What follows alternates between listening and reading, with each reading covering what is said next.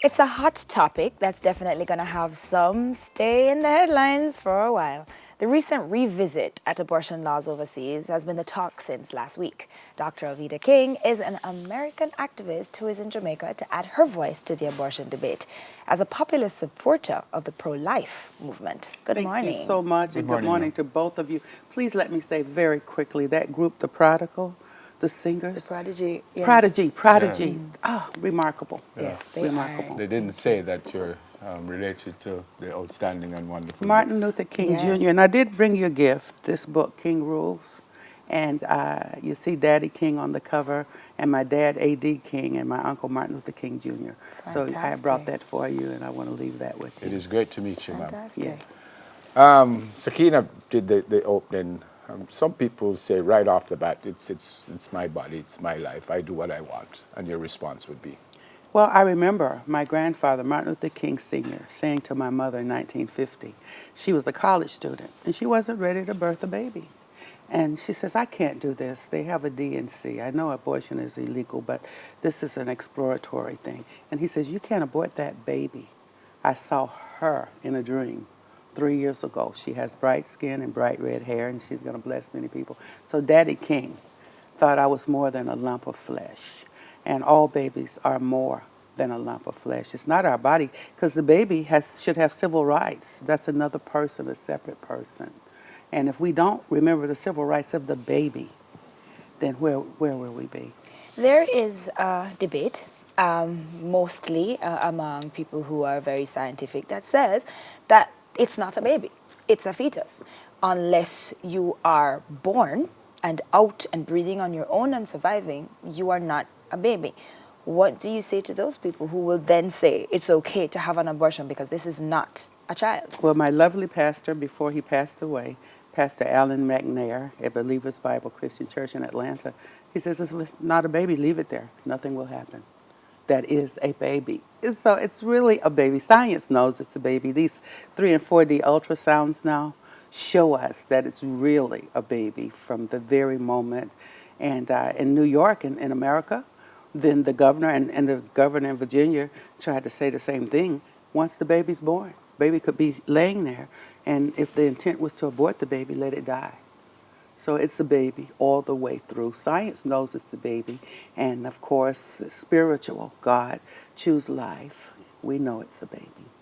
And what about people who say to you that, okay, we're at a point where a lot of negative things are happening in society. There's rape, there's incest. What about children who are, as a result of situations like that, do we then force a female to carry a pregnancy full term when it comes from something as negative as that?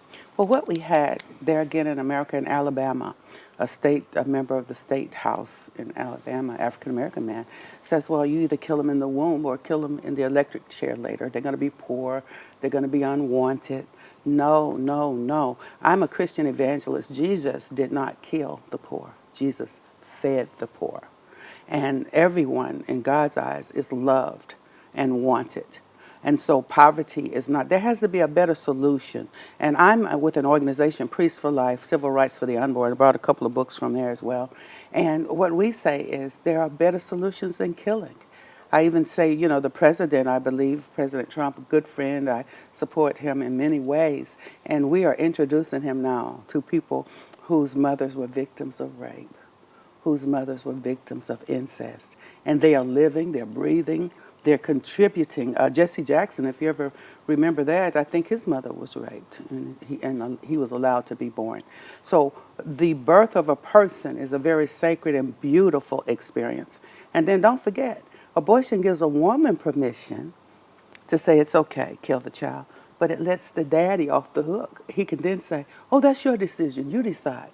But that's 26 of his chromosomes, 26 of the mother's. That makes a unique person. Yeah. And so we're giving people permission, dads and moms, to walk away from the truth that a little baby in the womb is still a person. Is there any reason at all that you think a child should be aborted? Well, what we're finding, people who are victims of rape and incest, coercion, forced to do it, we're finding that many of the mothers who birthed the children felt better. You were talking about mental illness. We know that many people who experienced abortion, suicides, and schizophrenia, and never get over it, and all of that kind of thing. So with medical science, thank goodness, we can always find better solutions than killing. And if the mother doesn't want to raise that child, then we need to help her and make sure we don't abuse those babies once they're born. Yep. Second time in Jamaica. Why are you here this time, ma'am? Well, I'm here to say, please choose life and stand up for life. We made too many mistakes in America with abortion, and people are still suffering. But we're learning our lesson, and we're doing better. And when you know better, you do better. You've had your own personal experiences with abortion. Do you think that has anything to do with your feelings towards it? What contributed to your decision to be pro-life? Well, honestly, I buried all of my feelings about my abortions, which occurred in the early 1970s. And I was born on January 22nd, which is the day in America in 1973 that Roe v. Wade became legal. I even had an abortion in 1973.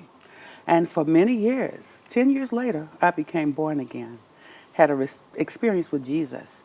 And so I began to look at myself as a sinner and that I needed to change. And so for 10 years, I was acting in movies. I was elected to the state legislature, and I had the abortions. So, I was pro-choice.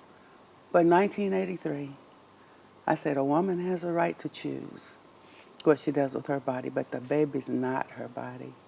Where's the lawyer for the baby? How can the dream survive if we murder our children? A woman has a right. Has a right to choose what she does with her body. Right. But the baby is not her body. And where's the lawyer for the baby? How can the dream survive if we murder the children? Martin Luther King Jr.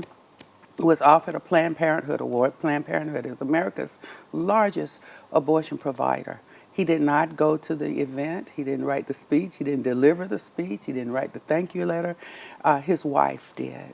And sometimes men will say out of compassion, oh, let the women do this. But men are waking up too, because we're finding that men regret lost fatherhood. Just now you said murder. Was that a deliberate word? Well, the babies die, and they're innocent. And they are killed. And like I say, I can't pull this out here on the set, but we've got pictures of what abortion looks like and that kind of thing. And President Trump said something like that when he was running, ripping little babies apart. And that's what abortion does. Murder. It kills the baby. It murders. It does. Well, we have to go. Remind us again why you're here, where will you be, and if we want to listen to you, where could we? Well, I'm the guest of Father Olaf here. He's a member of the clerical community, and we're going to be showing a movie, Unplanned, all around Jamaica. You want to see that? A lady who used to run an abortion mill, and she stopped. And Abby Johnson. And I'm the executive producer of a film, Roe v. Wade, as well. So I'm here to inform, educate, activate, and pray. Great to meet you, ma'am. Thank you so much. Thanks for coming. Thank you. American activist and author, Dr. Alveda King. And niece of Yeah, I know, right? Dr. Martin Luther King. Great to meet you. We switch lanes. Here's the question. If you know Lasco Food Drinks tagline, please give us a call at 733-246-126 for a chance to win this week's basket. Again, what is Lasco's Food Drinks tagline? Be the first with the correct answer. The basket is yours, or it's going to be ours. Stay with us for tips on how to elevate your look with. Fascinating. That's right. It's just a hat, folks. No, man, it's a fancy hat. It is a hat. It's a fancy hat. See, it's fancy. But it's a hat. We'll be right back.